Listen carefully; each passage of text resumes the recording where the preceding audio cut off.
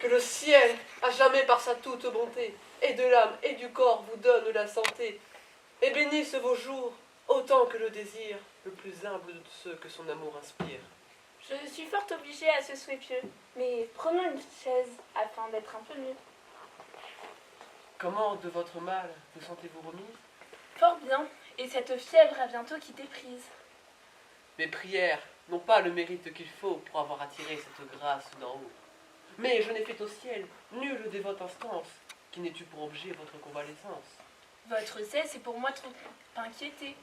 On ne peut trop chérir votre chère santé. Et pour la rétablir, j'aurais donné la mienne.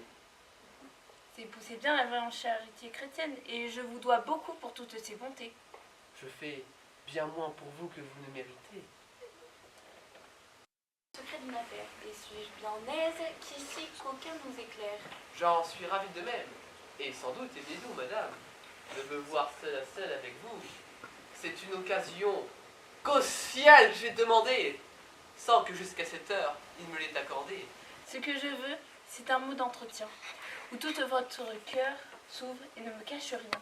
Et je ne veux aussi, pour grâce singulière, que montrer à vos yeux mon âme tout entière, et vous faire serment que les bruits que j'ai faits des visites qu'ici reçoivent vos attraits ne sont pas envers vous l'effet d'aucune haine, mais plutôt d'un transport de zèle qui m'entraîne, d'un pur mouvement. Je prends bien aussi, et crois que mon salut vous donne ce souci. Oui, madame, sans doute, et ma ferveur est telle. Ouf, vous me serrez trop. C'est par excès de zèle, de vous faire autrement je n'eus jamais dessein. Et j'aurais bien plutôt... Que fait là votre main? Je tâte votre habit, l'étoffe en est moelleuse. Ah, de grâce, je suis fort chatouilleuse.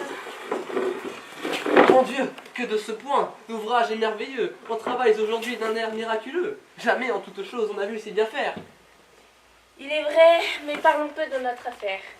On tient que mon mari veut dégager sa foi et vous donner sa fille. Est-il vrai? Dites-moi. Il m'en a dit 2 mots.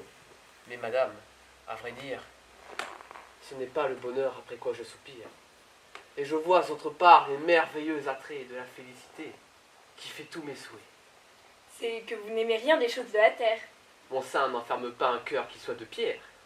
Pour moi, je crois qu'au ciel, dans de tous vos soupirs, et que rien ici-bas n'arrête vos désirs.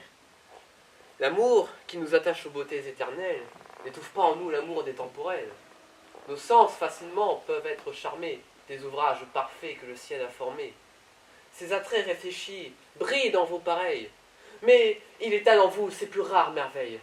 Il a sur votre face épanché des beautés dont les yeux sont surpris et les cœurs transportés. Et je n'ai pu vous voir, parfaite créature, sans admirer en vous l'auteur de la nature, et d'une ardente amour sentir mon cœur atteint au plus beau des portraits où lui-même il s'est peint. D'abord, j'appréhendais que cette ardeur secrète ne fût du noir esprit une surprise à droite. Et même à fuir vos yeux, mon cœur se résolut, vous croyant un obstacle à faire mon salut. Mais enfin, je connus, ô beauté tout aimable, que cette passion peut n'être point coupable, que je puis l'ajuster avec la pudeur, et c'est ce qui m'y fait abandonner mon cœur. Ce m'est, je le confesse, une audace bien grande, que d'oser de ce cœur vous adresser d'offrande. Mais j'attends en mes vœux tout de votre bonté, et rien des vains efforts de mon infirmité. Envouez mon espoir, mon bien, ma quiétude, de vous dépend ma peine ou ma béatitude, et je vais être enfin par votre seul arrêt, heureux si vous voulez, malheureux s'il vous plaît. La déclaration est tout à fait galante, mais elle est, à vrai dire, un peu bien surprenante. Vous devriez, ce me semble, armer mieux votre sang et raisonner d'un pareil dessein.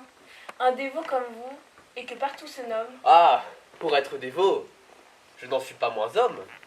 Et lorsqu'on vient à voir vos célestes abats, un cœur se laisse prendre et ne raisonne pas. Je sais qu'un tel discours de moi paraît étrange, mais madame, après tout, je ne suis pas un ange. Ouf!